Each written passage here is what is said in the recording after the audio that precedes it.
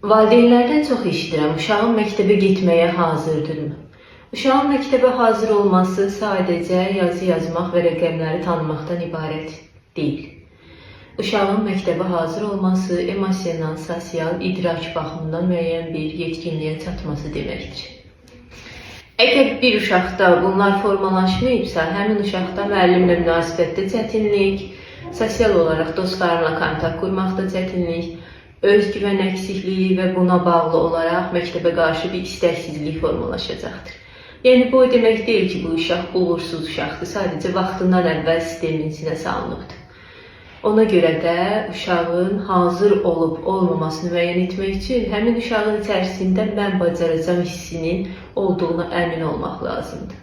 Bu səbəbdən də məktəbə hazırlıq sadəcə bilik yox, emosional sabitlik, sosial bacarıqlar və özünü dərk, özünü idarə deməkdir.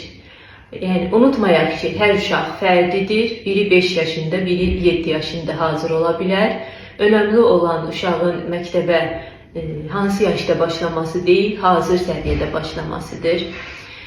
Uşağınız hazır deyilsə, başlayıb onu bir xaosun içərisində özgüvənini zədələməkdənsə, psixoloji cəhətdən hazır olduğu zaman başlamaq daha məqsədə uyğundur.